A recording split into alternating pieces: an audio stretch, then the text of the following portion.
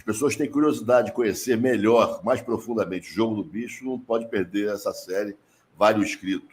Jogo do Bicho esse, que é sempre bom falar, né? 1882, Barão de Drummond criou um joguinho inocente para atrair pessoas para o zoológico de Vila Isabel. O jogo fez tanto sucesso que começaram a praticar esse jogo fora do ambiente animal. E aí a coisa ganhou um vulto nacional. E aí, quando foi em 1941, Eurico Gaspar Dutra decretou que esse jogo era criminoso, era uma contravenção penal. E o bicho então, pegou. Nunca foi tão lucrativo, né? Deixa eu te perguntar uma coisa.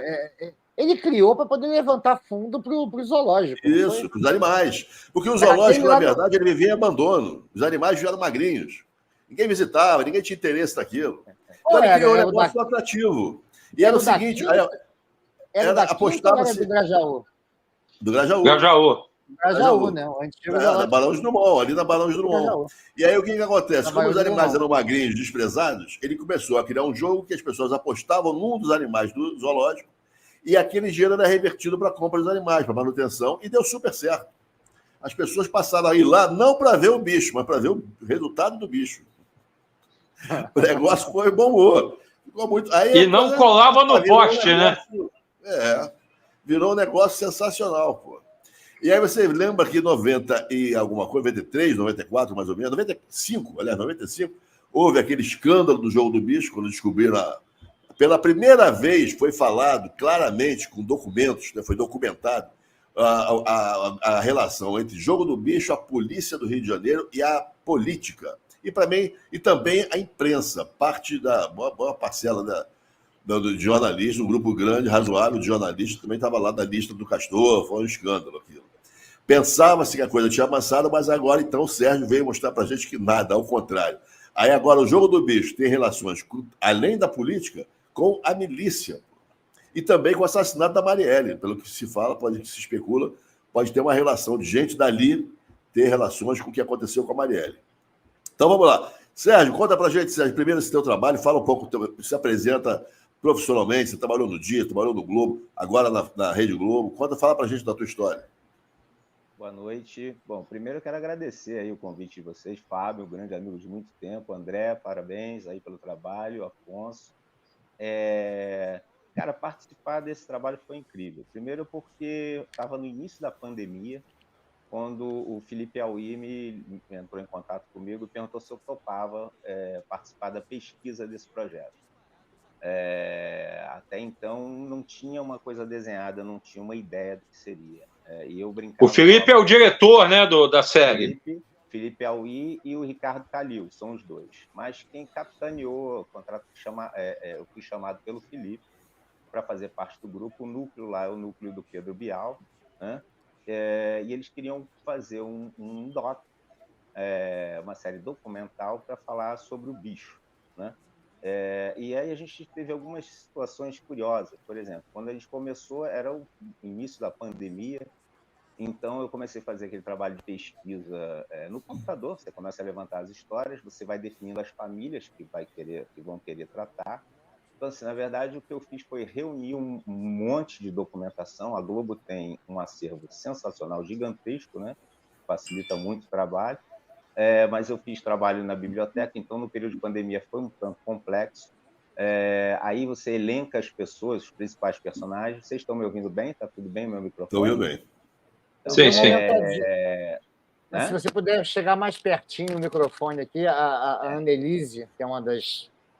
Está assistindo a gente, falou que o microfone estava um pouco baixo. Está melhor? Está melhor? Tá melhor. Sim, agora, sim. Perfeito. Então, aí, enfim, a gente começou primeiro listando quem seriam os personagens, quem seriam as pessoas interessantes. Cada família desses clãs ligados ao jogo, eu costumo dizer que cada um dá uma série com, sei lá, umas 3, 5 temporadas, pelo menos. Porque são histórias muito, muito interessantes e que são histórias da nossa realidade Brasil, né? Mostra bem essa nossa mescla e essa mistura e essa relação promíscua até, né? Se você for pensar, como bem lembrou o Fábio aí, começa com Barão de Drummond, O Barão de Drummond seria hoje chamado de um empreendedor, né? O Barão de Drummond era um cara que tinha boas relações no Império, era ligado ao Barão de Mauá, é ele que apresenta, o Barão de Mauá que o apresenta ao imperador à ocasião. Ele compra a gleba inteira, que é Vila Isabel, que se transforma em Vila Isabel, ele compra aquilo ali que era da fazenda da Princesa Isabel, né? E lá ele cria um modelo de bairro, tanto que você vai ver Vila Isabel, as ruas têm nome de boulevard, essa coisa toda. Então ele copia a França, um modelo francês, aquela coisa toda, ruas largas e são as coisas. E ele tinha um sonho de fazer um zoológico lá, mas não era só um zoológico, ele faz um zoológico, um restaurante e um hotel, tinha um hotel. A parte curiosa na pesquisa, eu achei interessantíssimo, aí vem depois a escolha dos diretores, essa coisa toda, também na própria definição de como vai ser contar aquela história ali. A gente pouco fala desse passado, mas esse passado é curiosíssimo, é interessante, porque relaciona muito o que a gente vê desse contato da nossa elite com esses grupos, né? Então, assim, o jogo nasce na elite, né? O jogo do bicho, ele começa ali com um barão explorando. Se falava que era por conta dessa relação dele com o zoológico, né? O zoológico seria deficitário, então ele cria o jogo. O jogo, curiosamente, ele quando ele inicia o jogo, ele é o seguinte: as pessoas compram o ingresso para entrar no zoológico e no ingresso vem o bicho. Na ocasião, eles não tinham 25 bichos, como é o modelo de hoje, tá? Eram 24 bichos que ele tinha no zoológico. Então, no final do dia, quando o zoológico ia fechar, eles abriam lá e levantavam uma plaquinha com uma imagem do bicho.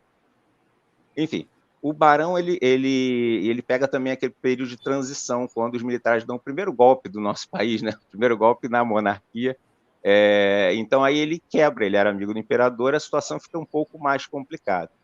Então, esse jogo, quando ele cria, ainda é no período do Império.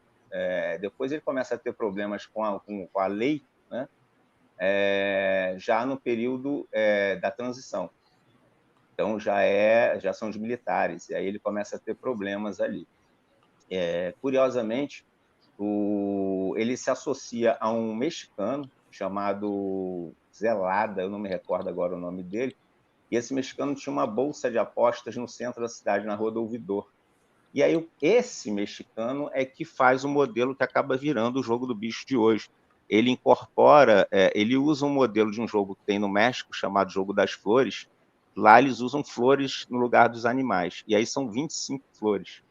Ele usa isso para cá e inclui mais um animal. Não me pergunte agora qual é o animal, tá? Você é o 25, é a vaca.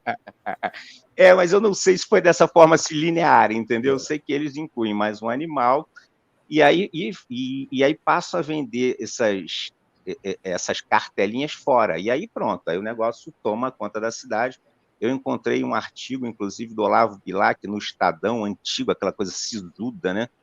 Uma página imensa, e o Olavo Bilac detonava, dizendo que o jogo do bicho era, assim, hoje, no tempo que ele escrevia, o jogo do bicho está em todos os lugares. Tem professores nas escolas que anotam um bicho enquanto está dando aula para os alunos. Então, assim, o artigo dele é interessantíssimo, do Olavo Bilac. Muito legal. E aí vai mostrando essa relação do jogo e o que vai acontecendo. Então, a gente depois tem um grande ato, o jogo eles tornam o jogo ilegal, e ele não para, né? E só que num determinado momento você tem, no passado, você tinha o bicheirinho da rua, o bicheirinho do bairro, o bicheiro de uma área maior, dependia do próprio poder desse cara, né? Do dono da banca. E aí, em 69, isso acontece exatamente sob o AI-5, eles se aproveitam e criam a cúpula. E aí essa cúpula, quem cria a cúpula é o Castor, que tinha uma relação muito próxima com o italiano que veio para o Brasil depois de um atentado à bomba, em que mataram 7 policiais. O nome dele é Antonino Salamone. Ele era bem conhecido na Itália, era ligado à Cosa Nostra. Ele foge para o Brasil e ele tinha relação... Eu não consegui pegar documentos que comprovem isso, mas ele tinha uma relação com a avó do Castor de Andrade. Tem uma relação curiosa, é que a família Andrade, o jogo na família Andrade é matriarcal, começa com uma mulher. Dona Yayá, como ela era conhecida, era a avó do Castor de Andrade. ele chega a citar a avó, sem dar o nome dela, ou o apelido dela, numa entrevista que ficou muito famosa dele para o Jô Soares. Se vocês fizerem essa pesquisa, tem uma entrevista dele que ficou icônica no Jô Soares, em que o Jô pergunta para ele, e com relação ao jogo, isso era uma coisa da minha vovozinha. Então, assim, de fato, era a avó dele que era dona da banca. Sensacional, né? Sérgio, deixa eu te perguntar uma coisa. Como se deu essa... Quer dizer, a partir do momento da popularização do jogo, como é que se deu a gênese dessa questão das bancas nas diferentes regiões da cidade? É aí que tá. Antes você tinha, por um período, eu não sei precisar exatamente o período, você tinha o jogo, ele toma uma dimensão gigantesca. Ele sai do zoológico do Barão, o Barão perde o controle disso, na verdade, ele perde o controle, e você começa a ter banquinhas em todos os lugares espalhados pelo Rio de Janeiro, como está no artigo do próprio Olavo Bilac, que ele conta isso. Então, assim, o jogo não tinha o seu capo, não tinha essas grandes famílias, você tinha vários caras que exploravam esse jogo. Quando eles criam sob o AI-5, aí eles, digamos, profissionalizam a situação, né? Aí entra o capitão Guimarães, que ainda não era capitão, era um tenente. O capitão Guimarães, ele era um militar que atuava na repressão militar, né? Trabalhou no DOI-CODE, essa coisa toda. E, ao mesmo tempo em que esses caras faziam repressão aos subversivos, como eles chamavam, as pessoas de esquerda, ou as pessoas que iam de contra o período da ditadura militar, eles também começaram a criar uma forma de institucionalizar a questão do jogo paralelamente. O que eles fazem? Eles separam o Estado. O Rio de Janeiro foi fatiado como se fosse na capitania hereditária naquela época. Eles fatiam o Estado e cada um poderoso de uma determinada região, como eu disse, os caras já exploravam o jogo, tá? Então, o que eles fazem é organizar pelos mais fortes. Então, essa cúpula, ela congrega os mais poderosos, os mais fortes. Então, era aquela área da Zona Oeste, a área mais pobre da Zona Oeste, Pangu, aquela região toda ali, eram os Andrade. Naquela época, a Barra da Tijuca ficou para o Emílio Pinheiro. A Barra da Tijuca não era nada, se você for pensar, né? Naquela época, 69 e tal, a Barra da Tijuca não era um bairro. Que também era militar, né? E que também era militar. Exatamente. Se você for pegar a cúpula inicial, você tem o Capitão Guimarães, você tem o Emílio Pinheiro e você tem uma figura antiga já, que era daquela fase anterior da cúpula, da criação da cúpula, mas que era poderoso, que era na verdade, ele era tratado como o principal banqueiro do Rio de Janeiro, que era o Tio Patinhas, era um português que já era o dono do jogo no centro e dividia com algumas pessoas. Então, eles tinham uma relação meio cordial, mas vira e mexe tinha morte nessas coisas. E você tinha uma figura também muito conhecida à época, que era Raul Capitão. Eu não consegui comprovar se o Raul Capitão foi, de fato, capitão militar ou coisa parecida. O Raul Capitão era um bicheiro diferente dos bicheiros daquela própria cúpula. Ele era mais velho, como o Tio Patinhas, ele era de uma geração anterior. Então, assim, o Castor era mais novo do que ele, Capitão mais novo do que ele, Luizinho Drummond entra depois. Então, assim, na verdade, quando eles criam a cúpula, a base são esses caras. Ô, Sérgio, deixa eu te perguntar uma coisa. Toda essa divisão territorial foi muito baseada em como a máfia trabalhava, por exemplo, nos Estados Unidos, nos bairros. Né? Eles usam bem o modelo italiano mesmo, inclusive por isso que o cara veio para cá. Na verdade, ele veio fugido de lá para cá por conta desse atentado, que vitimou, foi conhecido como o massacre de Ciucali. É uma cidadezinha na Itália, em que eles colocaram uma bomba, explodiu no carro, matou 7 policiais. Ele teve que fugir de lá por conta disso. Ciapulli, eu não me lembro agora o nome da cidade. Mas o modelo que daqui do jogo, por isso que eu falo que o Jogo do Bicho é a nossa máfia genuinamente brasileira, eles usam sim. Tanto que depois essa relação com os grupos transnacionais, com essas máfias transnacionais, Itália e espanhola, ela volta a ganhar mais amplitude naquele período que começa a ter um banho de maquininha aqui, que não é nem que a gente fica chamando aí de caça-níquel. Começa com o videopôquer. Lembra da maquininha de videopoker que todo bar do Rio de Janeiro tinha? Ficava aquelas cartas, né? 80. Exatamente, era uma máquina que você batia, tac, tac, tac, ela abria as cartas e você jogava o poker com a máquina. E o que esses caras vão fazendo? Eles vão aperfeiçoando, eles vão criando, trazendo outras máquinas e vão fazendo isso. E aí vão ganhando mais dinheiro, e mais dinheiro. As pessoas costumam dizer que o jogo do bicho, o jogo do bicho hoje não tem mais essa coisa. Quem é que joga no bicho? Isso é só velhinho. Não é bem verdade, tá? Não. Inclusive, como você brincou aí, tem até o tá no poste, né? Se você entrar na internet, aí deu no poste, tem o resultado do jogo do bicho. Então, você hoje joga na internet, se você vê o carinha na rua, o apontador, ele não tem mais canetinha na mão, ele usa um celular, um smartphone, e uma maquininha desse tamanho que imprime na hora ali, uma impressorinha pequenininha que imprime na hora o boletim. Eu fiz isso, durante as gravações, durante coisas, a gente jogou em alguns lugares exatamente para mostrar como é que é. E acertou? Cara, eu nunca acertei. É mesmo? Acertei uma vez. Mas vez eu acertei. Eu nunca joguei tanto, entendeu? Assim, mas eu nunca acertei. Agora, me fala uma coisa. Eu nunca joguei, mas quando tinha comércio, tinha um banqueiro, tinha um apontador que ficava ali perto lá da galerinha onde ficava a minha loja. Sempre que eu precisava de troco, eu sabia onde trocar o dinheiro. Porque eles sempre tinham muito trocado. Agora, eu queria perguntar uma coisa, Sérgio, também. A exemplo, né, desse modelo da máfia, né, no modelo da máfia a gente tem muito essa questão do paternalismo, e aqui eles exerceram uma parte, pelo menos uma parte, né, dos banqueiros, exerceram esse paternalismo estabelecendo relações com o mundo do carnaval, com o mundo do futebol. Quando é que isso começa, necessariamente? Deixa eu incluir. É o modelo assistencialista, né? Deixa eu só incluir uma questão, né?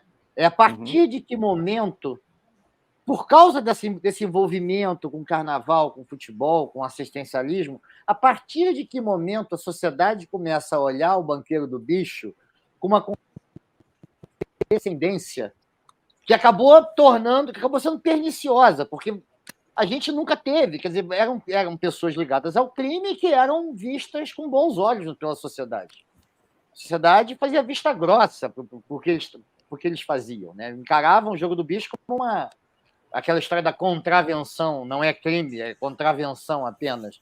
Quando é que você enxerga que a sociedade... A própria lei, e eles preferem ser chamados assim, se você falar, por contraventor, por um motivo óbvio. A lei é muito mais branda para o contraventor, né, do que para o mafioso, organização criminosa. Só que isso mudou. De um tempo para cá, esses caras vêm sendo indiciados e denunciados por organização criminosa, que é muito mais complexo, que é exatamente esse crime de máfia. Esses caras, quando começam a fazer a divisão, eles vão fatiar o Estado como se fossem capitanias hereditárias. Esse processo inicial começa em 69, ele resulta num banho de sangue muito grande, né? Porque o cara que era menor, ele tinha a opção de, passa a trabalhar para mim, recebe uma parte disso, ou morre. Não era muito... Ou tchau, né? Tchau. Exatamente. Ou você Mas você tinha muito ponto independente, o Sérgio? Existiam pontos independentes? Tinham vários. Tinha bicheirinho, por exemplo. Eu fui criado garoto no Jardim América, no subúrbio do Rio, tinha um bicheirinho local lá, que era o seu Wilson. Eu conheci o filho dele, que era meu amigo e tal. E era um bicheiro pequeno. O Wilson, minha mãe teve comércio no Jardim América. Olha aí!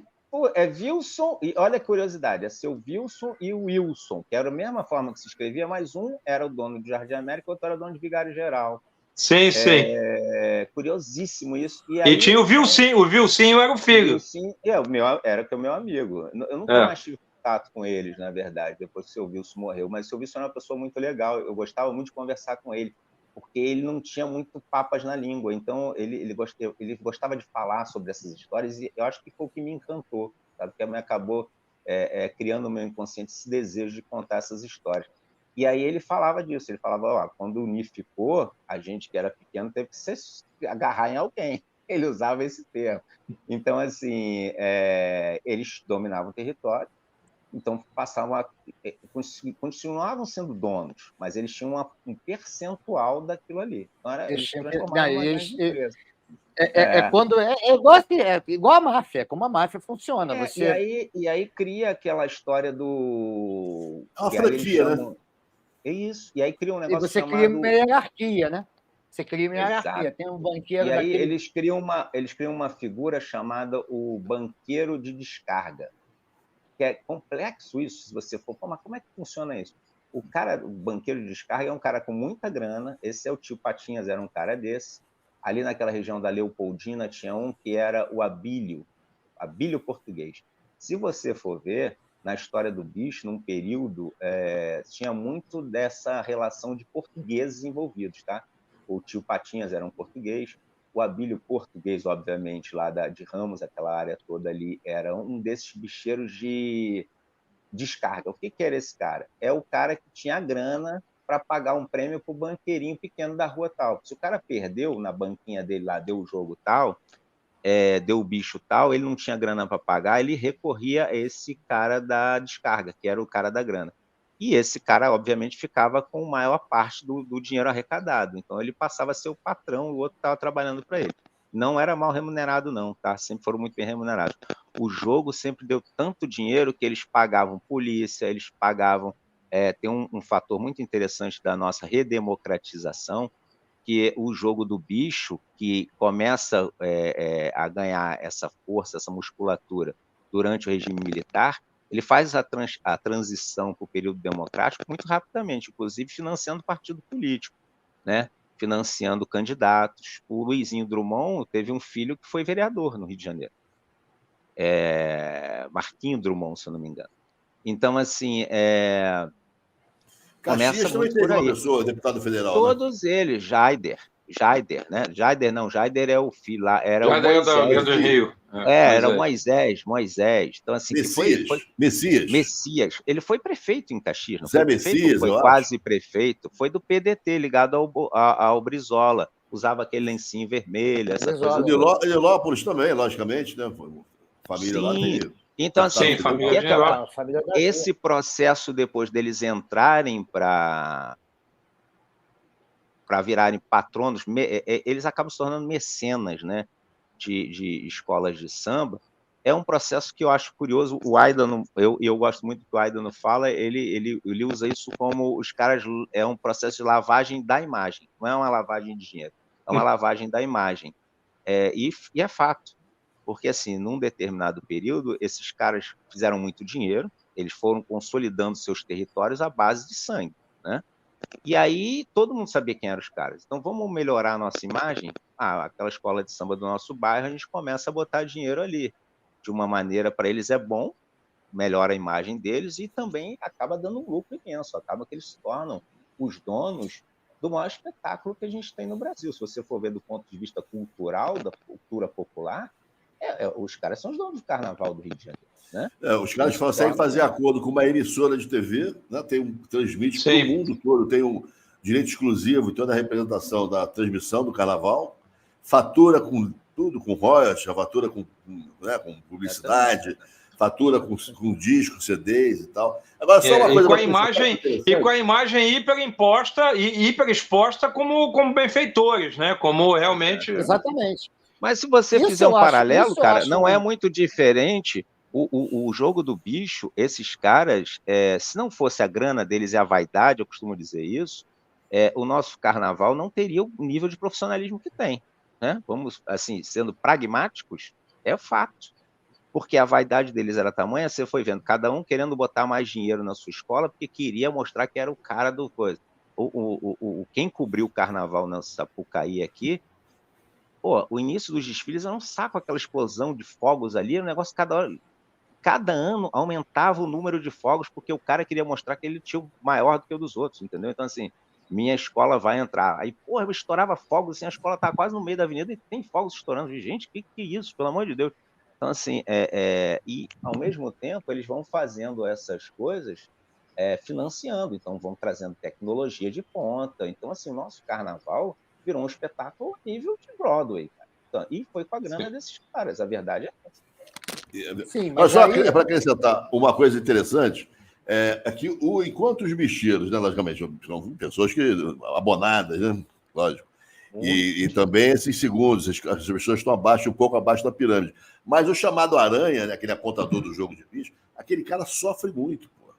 Esse cara ele não tem Nada, né? Não tem, primeiro, não é legalizado, ele não tem carteira assinada, ele não tem Cara, direito mas a aí é férias, que não tem, fim de semana. Fábio, desculpa te interromper, cara. Existem vários bicheiros que assinam carteira e dão até plano de saúde para os caras, tá? Boa, Nesse modelo aí, os caras foram implementando uma série de questões de relações de trabalho entre eles ali. Se você perguntar para um cara desse, ele não quer sair, não, tá? Mas assina a carteira como Primeiro quê? que eles não são caras muito esclarecidos, o cara que está ali na ponta do negócio. Então consegue um trabalho, e é um trabalho em que eles podem negociar muitas coisas lá, mas assina, cara, assina a carteira. Mas como que assina? Como é que ele faz para burlar? Cara, a gente teve um caso em São Gonçalo que chegou a ser bastante noticiado de um bicheiro de lá, que ele tinha todo mundo carteira assinada como se fosse vendedor autônomo. Ele fazia mas uma alguns coisa deles têm, alguns deles têm outros estabelecimentos. Alguns deles têm outros estabelecimentos, outros negócios, comércio e algumas outras coisas assim.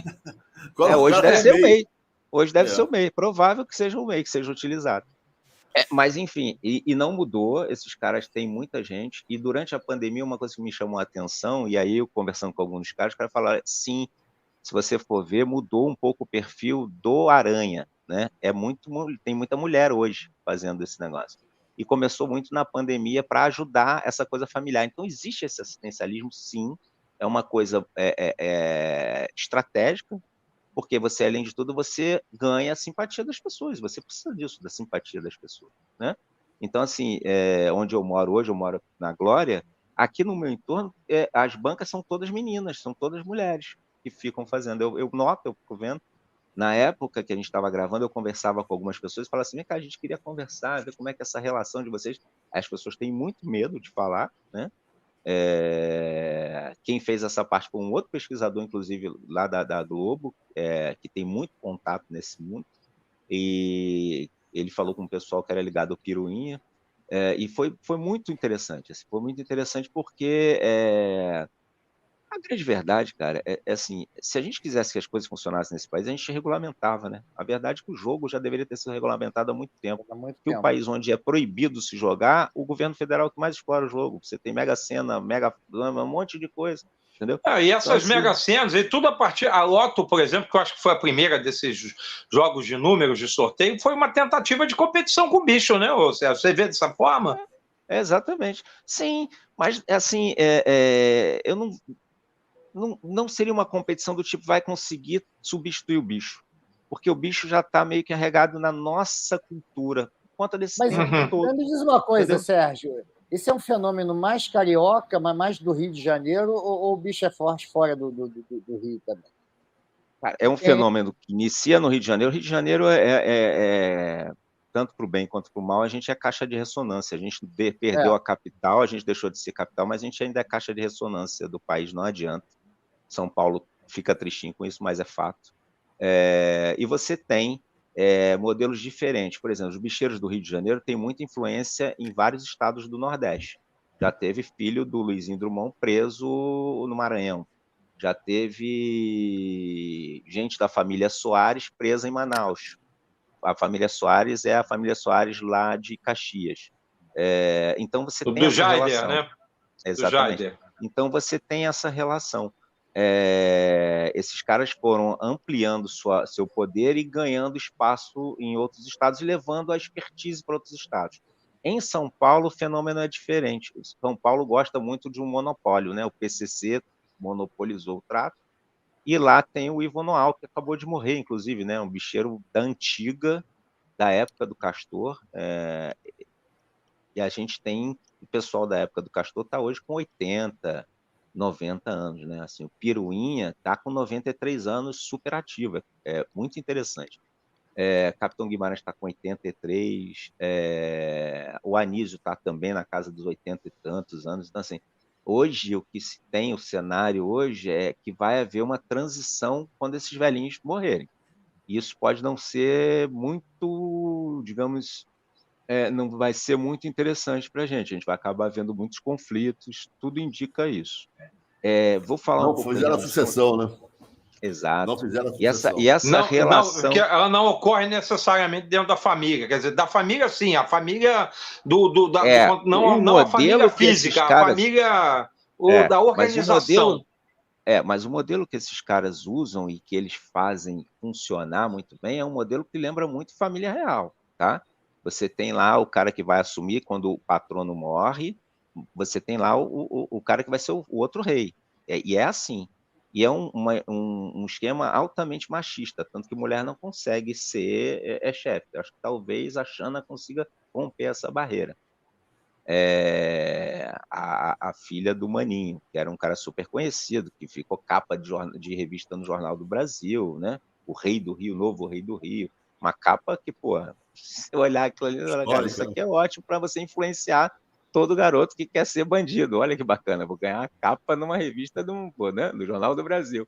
E o cara numa moto super poderosa lá, de camisetinha e tal. A gente recuperou essa revista, tal, foi muito interessante.